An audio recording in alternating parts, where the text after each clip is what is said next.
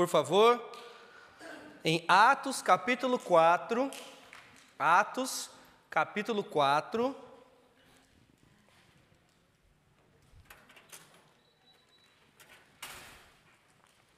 Atos capítulo 4, e hoje nós vamos estudar juntos a partir do verso 13.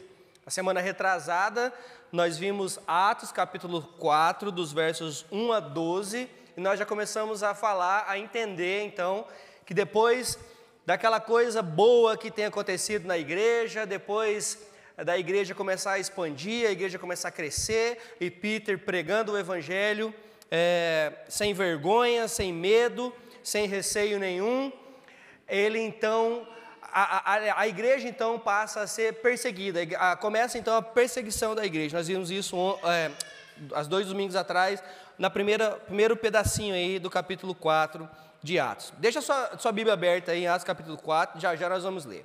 Então, nós lembramos que, usando o nome do Senhor Jesus, os apóstolos, então, Pedro e João, eles curaram um paralítico, um homem que era paralítico de nascença, no portão do templo. E por causa disso, as autoridades judaicas, então, decidiram então prender esses homens e perguntar, olha, como é que é isso? Por que vocês fizeram isso? Com que poder, com que autoridade vocês fizeram isso? Então, eles dizem que lhes foi dado o poder e aquele homem fora curado em nome do Senhor Jesus.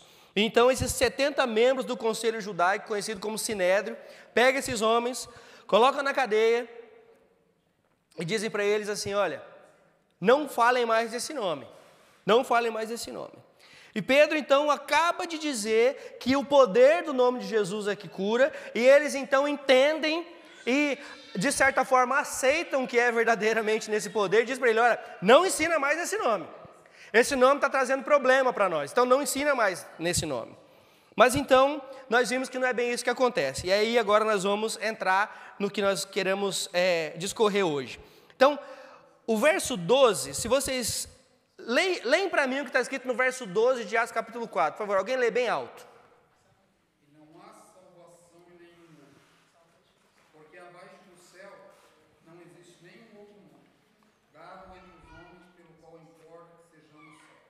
Não há salvação em nenhum outro, não há, debaixo do céu, na terra, nenhum outro lugar, existe outro nome capaz de salvar. Isso é o que Pedro diz a toda essa multidão que está assistindo. Então, o verso 13 começa assim, então, eles vendo a ousadia de Pedro e João, e informados de que eram homens iletrados e sem instrução, maravilharam-se e reconheceram que eles haviam estado com Jesus.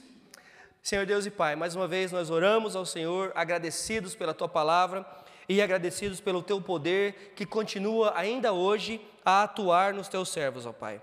Nós te pedimos em nome de Jesus que o Senhor possa nos dar a coragem que esses homens tiveram, que o Senhor possa nos dar a intrepidez que esses homens tiveram e principalmente o poder que existe, que há somente no Seu nome, para que possamos proclamar o Teu Evangelho, Senhor Deus. Nos ajude, Pai, nos ajude, nos capacite em nome de Jesus. Amém. Amém. Irmãos, algumas vezes, quando nós encontramos com alguém, nós podemos dizer onde é que elas estiveram, né? Nem todas as vezes, mas às vezes nós conseguimos identificar onde é que elas estiveram recentemente. Às vezes, sem que elas digam nada, você pode concluir de forma razoável onde é que ela esteve. Quer um exemplo? Fica num churrasco de meio-dia até 5 horas da tarde e vem para a igreja para você ver. Vem direto para a igreja. Todo mundo vai saber que você estava no churrasco. O cheiro fica na roupa, o cheiro fica no cabelo, você fica exalando o cheiro de churrasco. Todo mundo vai saber onde você esteve. Uma vez, quando eu era jovem, devia ter uns 16 para 17 anos, minha mãe finalmente liberou eu para sair e chegar meia-noite. Finalmente minha mãe me libera, então, porque até então eu podia sair, mas 10 horas da noite tinha que estar em casa. E aí, quando eu tinha 17, quase 18, minha mãe falou, tá bom, hoje você pode chegar um pouquinho mais tarde. E justamente nesse dia, eu sentei com um amigo que estava fumando, e adivinha o que aconteceu? Cheguei em casa, exalando fumaça, mas eu nunca fumei, eu nunca coloquei um cigarro na boca, nunca gostei, odeio o cheiro, não gosto, nunca gostei. Mas eu estava cheirando fumaça. Minha mãe disse, onde você estava? Com quem que você estava? Ou seja, ela identificou no pensamento dela, pelo cheiro que estava exalando de mim, que eu estava fazendo algo errado. Então eu tive quase um problema com isso, mas eu falei, não mãe, não era eu, é o meu amigo que estava fumando perto de mim, mas não era eu. Se resolveu, mas depois demorou 2 meses para deixar eu chegar meia-noite de novo. Então, mas, então isso nos denuncia, né? Muitas vezes isso nos denuncia. Né? Em um outro contexto, voltando aqui para a palavra de Deus, em um outro contexto, Paulo escrevendo aos Coríntios, em 2 Coríntios 2,15, o apóstolo fala sobre como os crentes têm o aroma de Cristo, como os crentes exalam o bom perfume de Cristo, um aroma que tem efeito, e tem um efeito maravilhoso nas pessoas que estão ao redor deles. Por quê? Porque as outras pessoas conseguem não só enxergar, mas conseguem sentir esse aroma de Cristo na vida deles. Existe uma determinada qualidade entre os seguidores comprometidos do Senhor Jesus Cristo, e ela é reconhecível imediatamente pelos outros. Você já ouviu aquilo? O que essa pessoa tem de diferente? Por que ela age? Por que ela fala? O que acontece com essa pessoa? Vocês já ouviram isso? Pois é, esse é o poder de Cristo atuando em nós. Alguns crentes entram numa sala e exala deles um aroma, que esse aroma está ligado a Cristo. As pessoas vão saber que você é crente. O aroma os denuncia, e assim como aconteceu com esses homens, as pessoas vão dizer, eles estiveram com Jesus. Essa foi a conclusão. A conclusão a que chegaram o sumo sacerdote e os 70 membros do conselho judaico, do Sinédrio, referente a Pedro e João. O verso 13, que nós acabamos de ler, diz exatamente isso. Eles então, vendo a ousadia de Pedro e João, e informados que eram homens sem letra, ou iletrados, sem conhecimento, eram pescadores, maravilharam-se. Quem se maravilhou? Os judeus. Maravilharam-se e reconheceram que eles haviam estado com Jesus. Vejam isso. E é sobre essas coisas que eu quero falar essa noite. Primeira coisa, nós vemos aqui a partir do verso 13, que quando nós estivermos realmente, verdadeiramente na presença de Jesus, nós então vamos irradiar a presença de Jesus. Nós vamos exalar esse bom perfume de Cristo. Não tem como você andar com porco e exalar Jesus, tá? Não tem como você andar na lama e exalar o perfume de Cristo. Do mesmo jeito que não tem como você andar com Cristo e exalar perfume de lama. Não tem como. Vamos ler então, a partir agora do verso 14.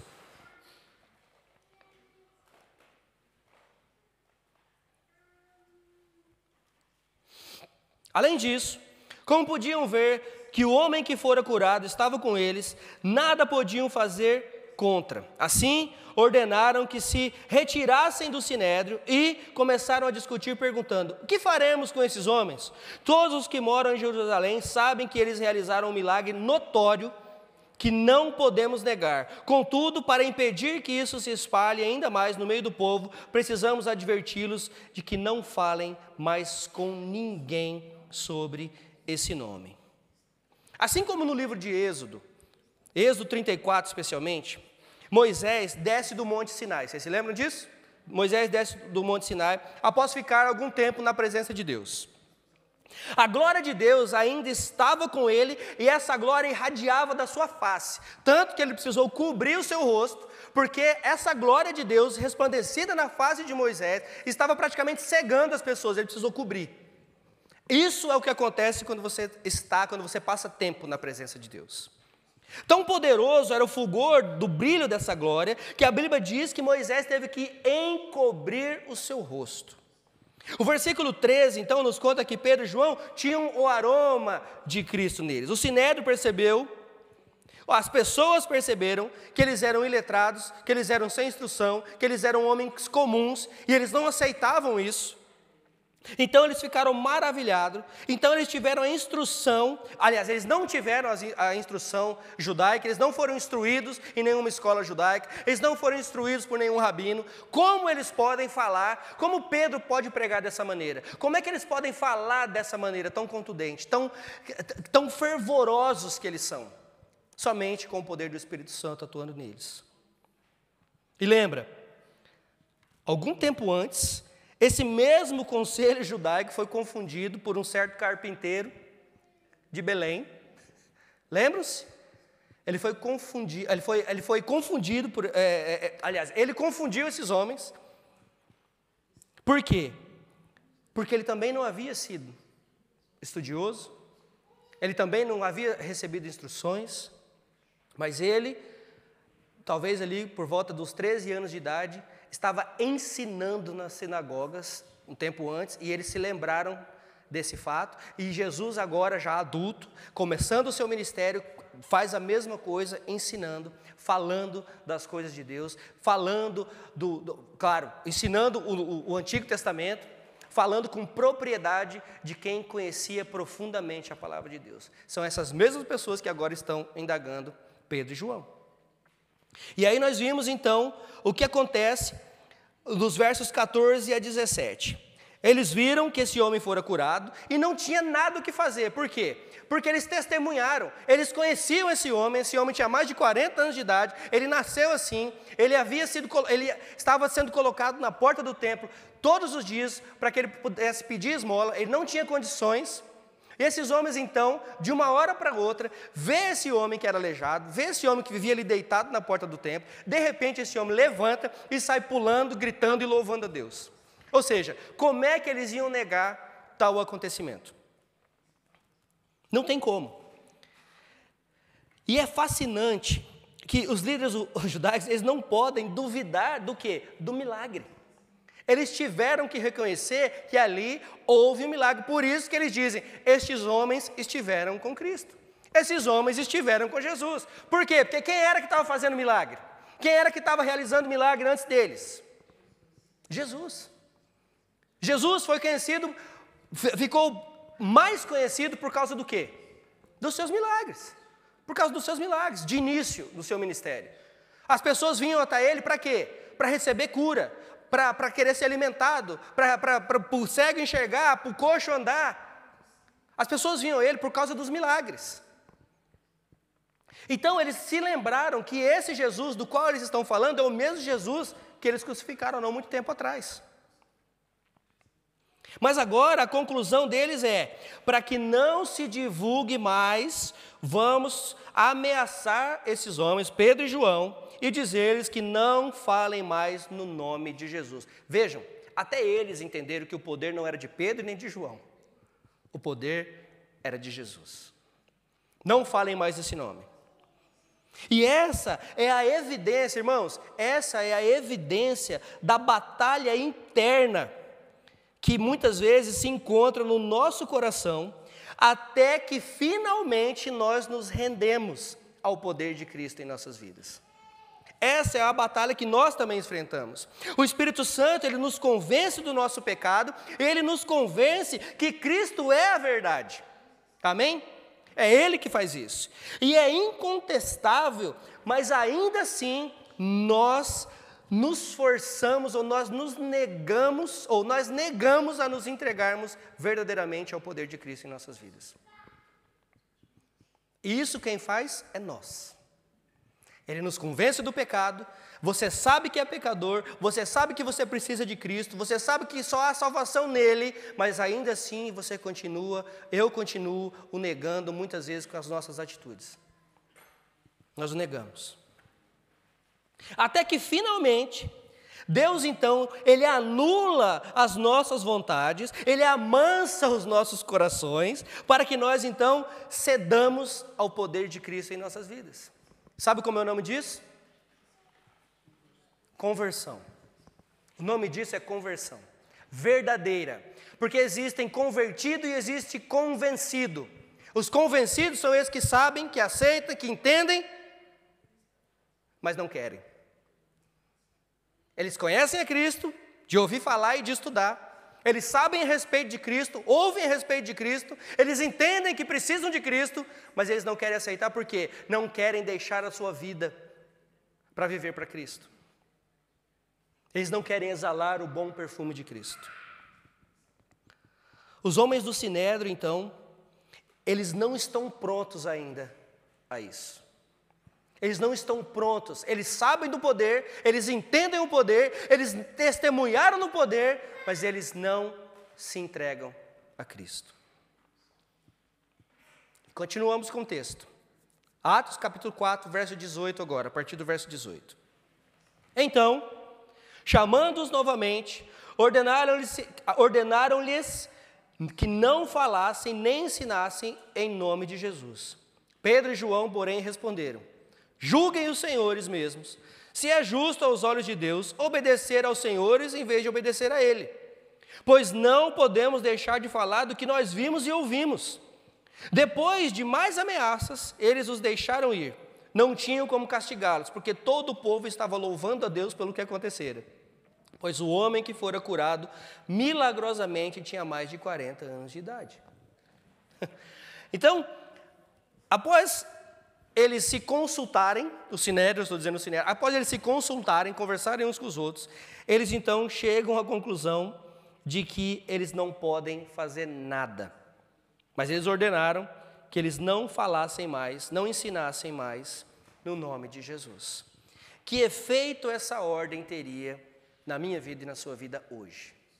Se alguém te prendesse, se alguém nos levasse, aliás, será que nós somos crentes o suficiente para alguém prender a gente por causa de Jesus?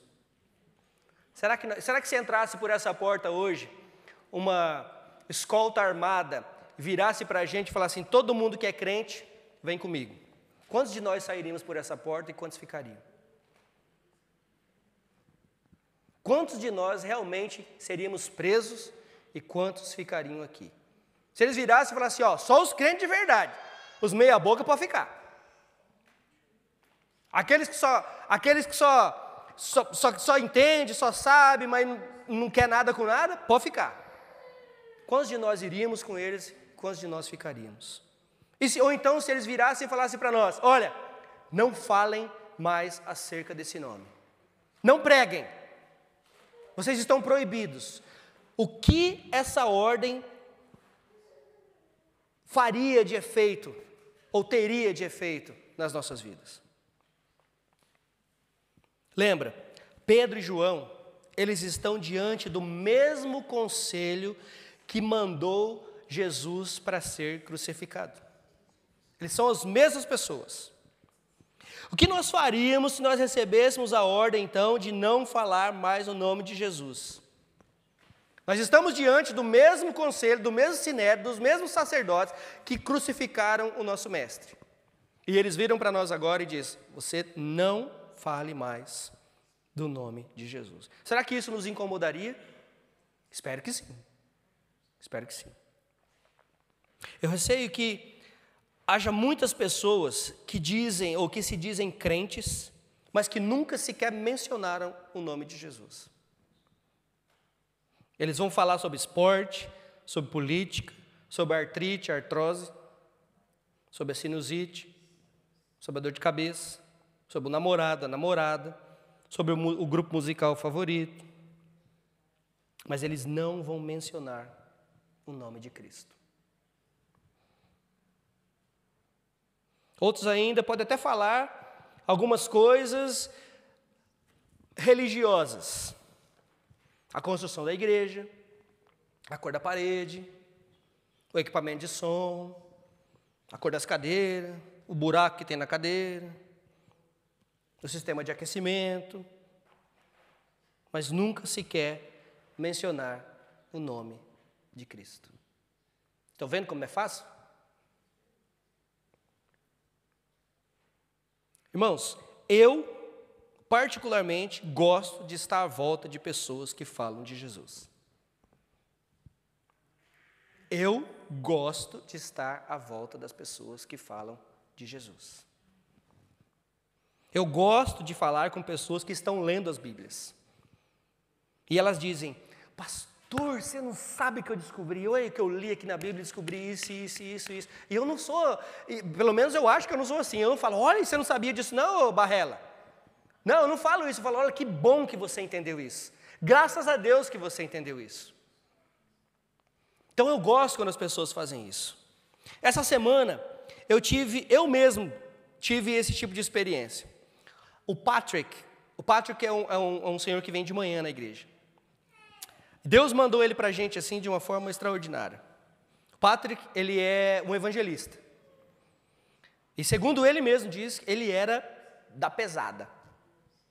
Ele era da pesada. E Deus, na sua infinita misericórdia, salvou aquele homem. E chamou ele para pregar o evangelho. E ele é evangelista. E o Patrick, ele esteve à beira da morte, com uma leucemia. E ele foi desenganado pelos médicos. Sabe onde o Patrick está hoje? Vivinho da Silva, vem todo domingo na igreja e evangeliza todo sábado aqui no Coffee e depois lá em Stratford. Ele foi desenganado pelos médicos. Você olha para ele hoje e você não fala que ele esteve doente. E ele veio aqui essa semana para testemunhar. Além disso, ele veio aqui me procurar. Ele bateu na porta, eu estava aqui no escritório e falou, eu nem sabia se você ia estar aqui, mas eu vim aqui. Eu não tenho seu telefone. Eu falei, devia ter. Mas ele não tem meu telefone. E ele veio, bateu na porta, eu estava aqui. E aí ele entrou e falou, eu preciso te contar o que Deus tem feito. Além disso, além desse testemunho que eu já sei, ele me contou outras maravilhas que Deus tem feito na vida dele. Aí através da vida dele. Então eu tive essa experiência. Então veja, os primeiros discípulos, eles receberam essa ordem de não mais falar no nome de Jesus. Eles estavam pressionando os cristãos a não falarem no nome de Jesus. E aqueles homens, assim como nós cremos na obediência às autoridades, amém? Nós cremos nisso.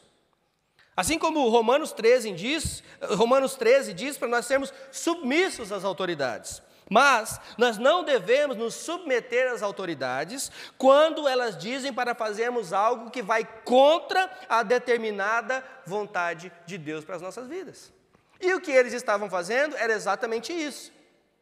Nós não autorizamos, como autoridade, nós não autorizamos vocês a falarem no nome de Cristo. E aí eles perguntam, então vale o quê? Obedecer a Deus ou aos homens? E agora? E agora? Existe aqui uma coragem inexplicável. Por quê? Porque quando estamos realmente na presença, ou quando passamos tempos verdadeiramente com Cristo, quando nós estivermos realmente na presença de Cristo, nós então vamos irradiar a presença dEle. O que foi que disseram para Pedro, quando ele estava lá para negar a Cristo? O teu jeito de ser te denuncia. O teu jeito de ser te denuncia. Que jeito seria esse? Será que é porque ele era pescador? Será que é porque ele era galileu? Que jeito é esse? Será que é porque ele seguia Cristo? Será porque ele obedecia a Cristo? Que jeito seria esse? Irmãos, se nós realmente decidirmos a passarmos tempo com Cristo, lendo a palavra de Deus, então nós sairemos por essa porta e não temeremos nada. Nada vai nos atrapalhar. Nada vai nos atrapalhar. Se você estiver caminhando pelos saguões de uma escola, se você estiver entrando num trabalho novo, se você estiver indo no metrô, nas ruas, por onde quer que você vá, nada vai nos atrapalhar de falar do Senhor. Sabe quando nós estamos numa situação incerta no trabalho? Sabe quando nós estamos sofrendo uma intervenção médica? Sabe quando nós temos um desafio à nossa frente e nós não sabemos para onde recorrer, para onde olhar, o que fazer? Volte-se para Cristo. Volte-se para Cristo. Ah, ele vai mandar um anjo para te falar exatamente o que fazer. Não. Mas a Bíblia, a palavra dele, vai te falar exatamente o que fazer. Sabe o que você tem que fazer? Sabe o que eu tenho que fazer? Orar a vontade dEle para as nossas vidas. Orar a vontade dEle. E sabe o que vai acontecer? Outros também vão notar. E eles vão dizer, ele esteve com Cristo. Ela esteve com Cristo. Eles passaram tempo com Jesus. A segunda coisa que vai ser notada quando passarmos tempo verdadeiramente com Cristo é que nós então descansaremos na providência de Deus. Será que nós podemos descansar na providência de Deus? Tudo o que o conselho podia fazer para Pedro e João era ameaçá-los. Nada mais. Eles não podiam fazer mais nada. A palavra de Deus nos disse isso. Eles não podiam fazer mais nada porque as pessoas ao redor estão glorificando a Deus e o homem que era aleijado agora está saltando, andando e louvando a Deus. Como é que faz? Então o conselho deixa claro para Pedro e João irem e não pregarem mais o evangelho. Verso 23. Quando foram soltos, Pedro e João voltaram para os seus companheiros e contaram. E contaram tudo que os chefes dos sacerdotes e líderes religiosos lhes tinham dito. A primeira coisa que Pedro e João fizeram foi encontrar os outros crentes. Vamos para a igreja, vamos onde nossos irmãos estão reunidos, que é lá que nós temos que ir. Nós precisamos contar para ele o que Deus tem feito através de nós e como Deus está usando as nossas vidas. Salomão, em Provérbios 13, 20, diz o seguinte: aquele que anda com os sábios será cada vez mais sábio, mas o companheiro dos tolos acabará mal. Irmão, com quem que você tem andado? Com quem que nós temos andado? Com quem que nós temos compartilhado essas coisas? Será que é com tolo que eu vou compartilhar o que Deus tem feito na minha vida? Não, não é. Vai ser com meu irmão e com a minha irmã em Cristo. Para o tolo eu tenho que evangelizar. Para o tolo eu tenho que falar, olha, você precisa de Cristo, porque você está a caminhos largos para o inferno e só Cristo pode te salvar. É isso que nós fazemos com o tolo. Agora, esse tipo de testemunho, isso pode ser usado também como uma ferramenta para evangelismo, mas isso não é o evangelho, lembra? O meu testemunho não é o evangelho. O meu testemunho pode ser uma porta de entrada para pregar o evangelho, mas o meu testemunho, a minha experiência com Cristo, o jeito que o Senhor me salvou não é o evangelho. O evangelho é Cristo. O evangelho é a vinda de Cristo, a obra de Cristo, a morte e a ressurreição de Cristo. Isso é o evangelho. E nós precisamos ter isso na ponta da língua. Nós precisamos saber essas coisas. Então Pedro e João, eles compartilham com os irmãos, para quê? Para encorajamento. E eles dizem mais, olha, digo mais. Eles falaram para a gente parar, mas a gente não vai parar. A gente não vai parar. Os crentes, eles louvavam a Deus pela providência dele. O verso 24 diz, eles ouvindo isso, unânimes, levantaram a voz a Deus e disseram, Senhor, Tu és o Deus que fizeste o céu e a terra, o mar e tudo que neles há. Eles louvaram a Deus juntos. Aparentemente, um está louvando, um está orando e os outros estão dizendo, amém, nós concordamos, é isso mesmo. E é o que deveríamos fazer quando alguém está conduzindo o grupo numa oração. Nós não devemos ficar vagando por aí nas nossas mentes, nós não precisamos ficar pensando na roupa que tem que lavar, no arroz que tem que fazer, no feijão que tem que cozinhar, na casa que tem que limpar, no menino, no cocô do cachorro que tem que pegar quando chegar em casa. Quando nós estamos aqui reunidos orando, nós precisamos estar aqui de corpo, alma, espírito, mente, nós precisamos estar aqui por inteiro. Não dá para estar aqui só de corpo presente. Nós precisamos estar aqui por inteiro. É assim que eles estavam, reunidos, louvando a Deus, louvando, orando ao Senhor, unidos como igreja de Deus. Os crentes estão adorando a Deus por causa da sua soberana providência. Deus tem sido soberano e tem providenciado tudo na sua vida ou não? Deus está no controle de todas as coisas, irmãos. A igreja primitiva sabia disso com relação a Deus. E é isso que esses crentes estão mostrando aqui nos versos 24 e seguintes. Ó soberano, ó Senhor, Tu criaste todas as coisas. E o verso 25 continua: Tu falaste por meio do teu Espírito Santo pela boca do teu servo, o nosso pai Davi. Porque se enfurecem as nações e os povos tramam em vão? Os reis da terra tomam posição e os governantes conspiram unidos contra o Senhor e contra o seu ungido. Aqui uma citação dos versículos do Salmo 2. Ou seja, eles conhecem a palavra de Deus. Eles estão orando e eles estão citando a palavra de Deus. Esses primeiros crentes fizeram disso como se fosse uma cartilha de oração. Eles ensinam, eles estão nos ensinando a orar. Eles estão nos ensinando que nós devemos citar a palavra de Deus quando estamos orando. E o que eles dizem? Eles citam o Salmo 2. E eles reconhecem, eles entendem que o Salmo 2 é um salmo messiânico, é um salmo que fala profeticamente sobre Jesus e o que haveria de acontecer com ele. Ele fala daqueles que se reúnem para se colocar contra quem? Contra o ungido. E quem é o ungido? É o Senhor Jesus. E os versos 27 e 28 continuam. Eles continuam. De fato, Herodes e Pôncio Pilatos reuniram-se com os gentios e com o povo de Israel nessa cidade para conspirar contra o teu santo servo Jesus, a quem ungiste. Fizeram que o teu poder e a tua vontade previamente haviam decidido que acontecesse.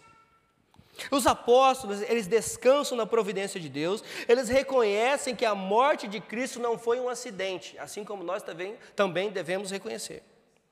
Deus chamou para si a vinda até nós da pessoa de Cristo, amém? Para viver para nós, para morrer por nós e para ressuscitar por nós. Eu fico tão feliz com a empolgação de vocês, quando eu falo essas coisas. Gente, agora, ao ouvir essas coisas, nós devíamos pular igual o aleijado pulou. Sabe por quê? Porque é isso que Deus faz com nós. Quando Ele tira os nossos tampões dos ouvidos, Ele nos dá essa esperança que nós temos só nele. Então, eles entenderam que Deus já previamente havia antecipado isso pelos profetas. E eles entendem que essa promessa foi finalmente cumprida através da vida, da morte e da ressurreição de Cristo. E esse é o ponto central aqui. Eles dizem: todos estavam reunidos contra Jesus. Herodes, Pôncio Pilatos, os gentios, os judeus, todos tiveram participação. Eles todos são culpados. Todavia, ao mesmo tempo, Deus estava trabalhando através das ações desses homens para cumprir o perfeito e providencial plano da salvação, inclusive nas nossas vidas. Inclusive nas nossas vidas. Para aquele que crê. Salvação é para todos aqueles que creem. A salvação não é para todo mundo. A salvação é para todos aqueles que creem. Nós precisamos parar de pensar, nós precisamos parar de pregar e precisamos parar de acreditar em universalismo. A salvação é para todo aquele que crê, não é para todo mundo. Irmãos, se a salvação fosse para todo mundo, não existiria inferno. Vocês concordam? Concordam? Então eu quero ver vocês falando que a salvação é para todo mundo. Se a salvação fosse para todo mundo, como pregam por aí, não existiria necessidade de inferno. Porque se já foi predito que todos seriam salvos, não existiria necessidade de inferno, concorda? Mas não. Não é isso que a Bíblia ensina. Esse não é um ensinamento bíblico. A Bíblia diz, ela é muito clara, que a salvação é para todo aquele que crê no Senhor Jesus Cristo. Como nós vimos aqui hoje, que não há salvação em nenhum outro nome, somente no nome de Cristo. Somente no nome de Cristo. E o versículo 28, eles dizem o seguinte: fizeram que o teu poder e a tua vontade previamente haviam decidido que acontecesse. Então, quando nós estivermos realmente com Jesus, nós vamos descansar na providência dele mesmo. Nada vai nos abalar, nada vai nos balançar, nada vai balançar nossa fé. Nós vamos reconhecer que ele está no controle de todas as coisas. Irmãos, eu sei que é fácil falar, difícil é a gente viver isso. Mas não é difícil quando nós entendemos quem Cristo é e o que Ele pode fazer por nós. Quando nós entendemos que nós devemos orar, que nós devemos descansar na vontade dEle, que devemos orar a vontade dEle para as nossas vidas, então nós conseguimos descansar verdadeiramente. Comece a descansar na providência de Deus e você vai dormir melhor à noite. Comece a descansar na providência de Deus e toda a sua ansiedade vai desaparecer. Comece a descansar na providência de Deus e você então vai tomar as decisões certas. Comece a descansar na providência de Deus, que toda a rejeição, que toda aquela culpa que você sente por uma coisa que você nem sequer fez, vai desaparecer. Por quê? Porque nós confiamos na providência de Deus.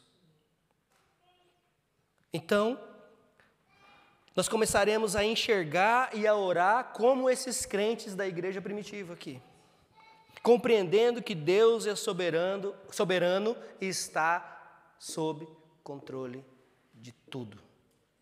Tudo. E aí, a terceira coisa que eu gostaria de discutir, quando nós estamos verdadeiramente na presença do Senhor Jesus, nós confiamos no seu poder. Observe como a igreja primitiva confia no poder de Deus. Eles estiveram louvando a Deus, agora eles oram a Deus, e o pedido de oração é pelo poder de Deus. Olha a oração, versos 29, continua em Atos capítulo 4, versos 29 e 30. Agora, Senhor, considera as ameaças deles e capacita os teus servos para anunciarem a tua palavra corajosamente. Estende a tua mão para curar e realizar sinais e maravilhas por meio do nome do teu santo servo Jesus. Os discípulos dizem: ok, Senhor, tu és soberano, tu está no controle de todas as coisas, nada te pega de surpresa, nada é novidade para o Senhor. Tu conheces as ameaças que o Sinário tem feito, tu sabes que eles condenaram e eles ordenaram que nós não falássemos mais. Então eis aqui o pedido. Dá-nos coragem para pregar e compartilhar o Evangelho do Senhor Jesus. Esse é o pedido. Nós confiamos em Ti para nos dar poder para curar, nos dar poder para fazer sinais e maravilhas, nos dá poder para fazer essas coisas.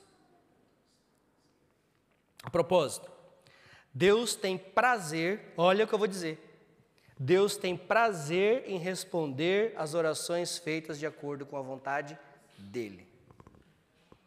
Dele. Ele não tem compromisso nenhum com a minha vontade, Deus não tem compromisso nenhum com a sua vontade, Ele tem compromisso com a vontade dEle. Novamente eu cito Provérbios 3, 5, confie no Senhor de todo o seu coração e não se apoie no seu próprio entendimento. Provérbios 3, 5, não se apoie no próprio entendimento. Confie no Senhor de todo o seu coração. Então, nós começamos orando. Deus, nos dê sabedoria para confiar em Ti de todo o nosso coração. E você sabe o que Deus faz? O que Deus faz?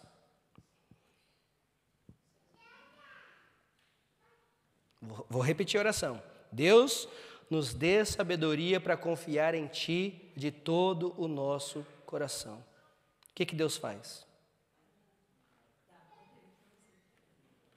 Ele nos dá sabedoria, Ele nos dá confiança para confiarmos nele ainda mais. O Senhor diz em Atos capítulo 1, verso 8, sejam minhas testemunhas até onde? Os confins da terra. Então, nós começamos orando, nos dê coragem para sermos testemunha. E o que Deus faz? Ele dá coragem para a gente ser testemunha. Deus, Ele tem prazer em responder às orações que são feitas de acordo com a vontade dEle. Amém?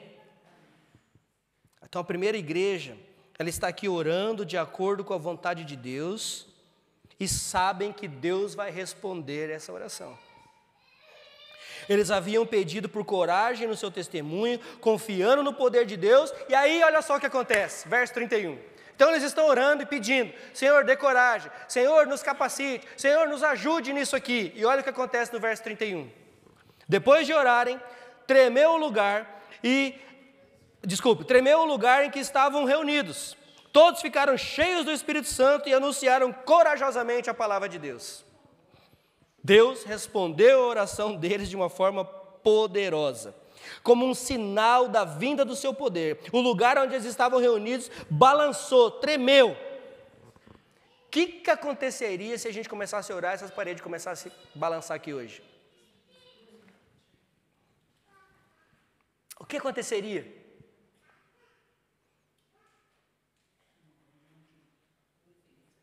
O que aconteceria se a gente começasse a orar e essas paredes começassem a balançar, esses luzes começassem a cair, a gente ia sair correndo achando que era um terremoto.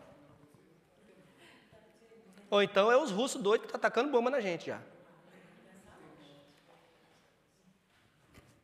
É isso que a gente pensaria. Mas e será que se a gente estivesse realmente compenetrado, concentrado nas nossas orações, e isso acontecesse, será que nós iríamos entender que esse é o poder do Espírito Santo agindo na igreja dele? Deus responde à oração de uma forma poderosa. O poder de Deus a Bíblia diz que por causa do poder de Deus, todos foram cheios do Espírito Santo. E qual foi o sinal que eles foram cheios do Espírito Santo? Eles começaram a rodopiar? Eles começaram a pular? Eles começaram a gritar? Não. Eles saíram e anunciaram a palavra de Deus com ousadia. Com ousadia. E o mesmo vai acontecer com você e comigo se nós orarmos: Espírito Santo de Deus, encha-me por completo. Por completo. Controle o meu ser, controle a minha vontade e me dê capacidade para anunciar a palavra de Deus com ousadia. Lembra que eu disse a semana retrasada? Nós não podemos orar, nós não podemos cantar, nós não podemos dizer... Se você é crente, se você já é um crente no Senhor, é errado você cantar, você falar, você dizer: o Espírito Santo venha em mim. Espírito Santo venha sobre mim. Porque a palavra de Deus diz, Efésios capítulo 1, verso 13, diz que uma vez que você ouviu o evangelho da salvação, o Espírito Santo então te convence do seu pecado e você é selado com o Espírito Santo da promessa. Isso é o momento da conversão. Você recebe o Espírito Santo de Deus no momento da sua conversão, no momento que você crê que o Senhor Jesus é o seu Senhor e Salvador.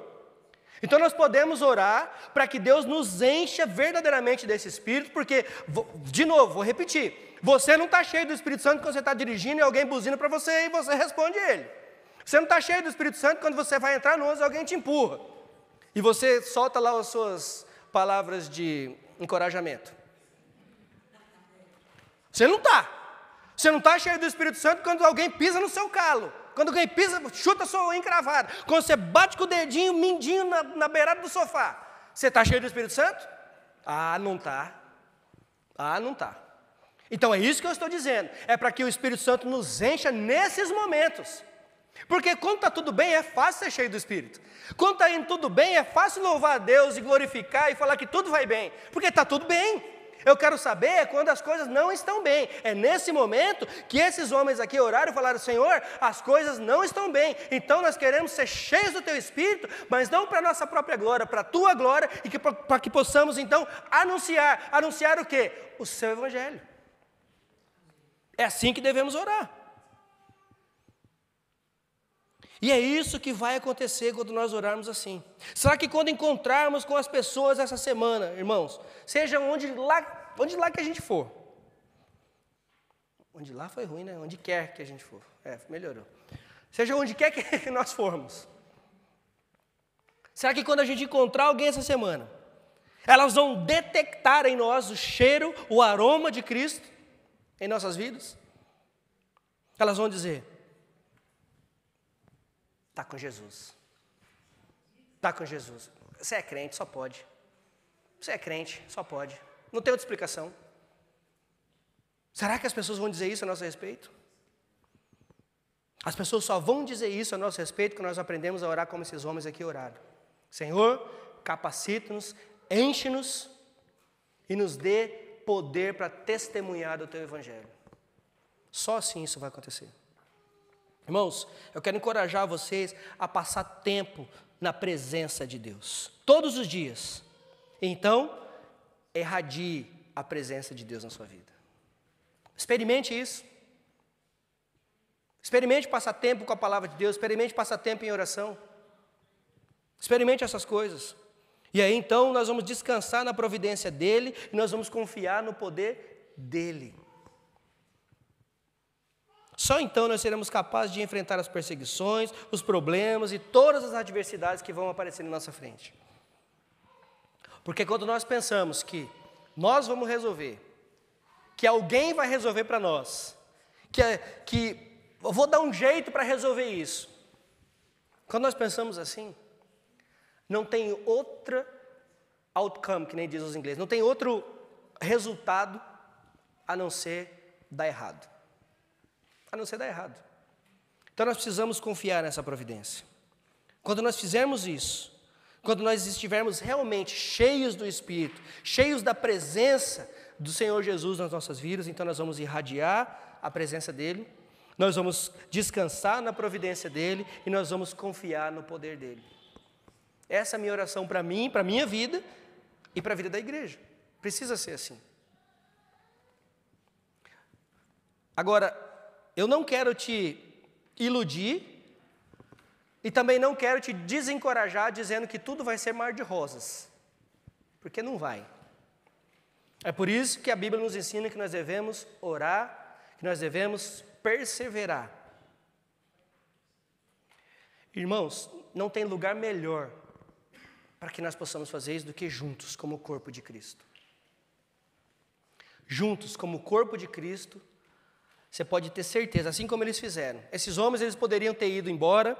Esses dois, eles foram libertos da prisão, lembram?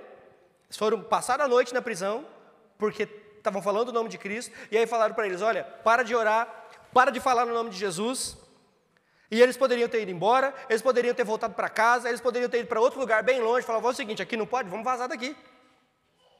Não, eles voltaram para onde? Eles voltaram para a igreja. Eles foram se reunir com os irmãos e foram contar para eles tudo que o Senhor havia feito através da vida. Olha, vocês não têm noção do que aconteceu com a gente. A gente estava entrando no templo, tinha lá um homem caído pedindo dinheiro. A gente falou, olha, aí eu virei para ele, imagina Pedro, o mesmo que negou a Jesus. Imagina Pedro agora falando assim, pastor Kleber, você não acredita. Eu estava lá, o homem pediu, eu falei assim, ó, não tem prata, não tem ouro, não tem nada, mas levanta e anda em nome de Jesus. E adivinha o que aconteceu? Ele levantou e andou. E saiu louvando a Deus. E aí eu fui preso por causa disso. Aquele que negou a Jesus com medo de ser preso, agora está feliz porque foi preso. E aí ele sai da cadeia e fala assim, ó, pode prender, pode fazer o que vocês quiserem. Eu não paro de falar no nome de Jesus. Vocês podem fazer o que vocês quiserem, vocês podem açoitar, podem fazer o que você quiser, assim como Paulo fez mais tarde. Não paro de falar do nome de Jesus. Mais tarde, tá bom, os apóstolos é muito para você, mais tarde Policarpo. Já assistiram o filme de Policarpo? Assista, está aí no YouTube, um filme lá maravilhoso sobre fé. Policarpo mais tarde foi preso e levado lá no Panteão para ser morto no meio da arena, para ser comido pelos leões.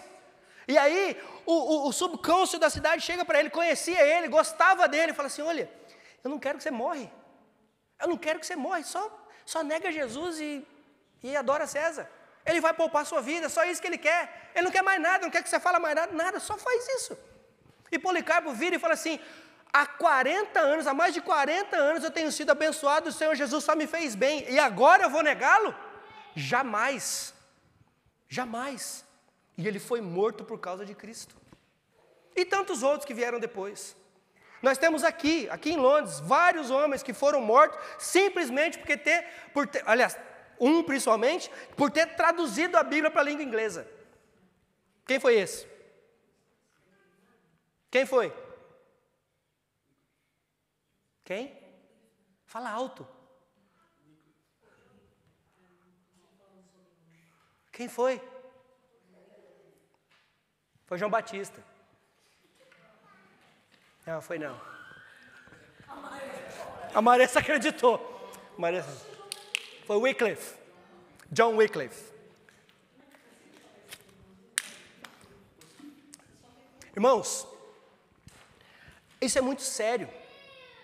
Então, esses homens passaram por tudo isso, e o Senhor Jesus disse que nós passaríamos também. Talvez de formas diferentes, mas passaríamos. O que nós temos que fazer? Temos que orar e temos que pedir discernimento, temos que pedir poder, temos que pedir poder do Espírito Santo para passarmos por essas coisas. Que nós possamos ser uma igreja que ora, uma igreja que lê, que estuda a palavra de Deus, mas principalmente uma igreja que exala o bom perfume de Cristo. Quando você chegar amanhã em qualquer lugar que você for, qual é o perfume que você vai exalar? Estou falando de Chanel, de Gucci, nada dessas coisas não. Qual é o perfume que você vai exalar? E nem de churrasco. Que em nome de Jesus seja o bom perfume de Cristo. Amém? Vamos orar. Vamos ficar em pé, quem puder? Senhor Deus e Pai, mais uma vez, obrigado, Senhor Deus, pela Tua palavra e pelo testemunho desses homens valentes, que confiaram no Teu poder, que confiaram, Senhor Deus, na Tua provisão, e confiaram e foram usados no poder do Teu Espírito Santo. Assim como esses homens, Senhor Deus, nós Te pedimos, dê-nos, ó Pai, essa coragem. Que o Senhor nos use em nome de Jesus para vivermos dessa maneira, confiando no Senhor, confiando na Tua providência, confiando que o Senhor é o detentor de todas as coisas. O Senhor está no controle de todas as coisas. Senhor, nada que acontece nas nossas vidas é por acaso. Tudo está no Seu controle. Pai, que nós possamos entender essas coisas, essas verdades, e que possamos, em nome de Jesus, orar como esses homens oraram. Dê-nos poder, dê-nos intrepidez, dê-nos coragem para proclamar o Teu Evangelho. Que possamos, em nome de Jesus, como igreja do Senhor aqui na terra, exalar o bom perfume de Cristo. Capacita o Teu povo, Senhor. Senhor, para aqueles que ainda não conseguem entender isso, que ainda não conseguem entender o poder da salvação que é somente no nome de Jesus.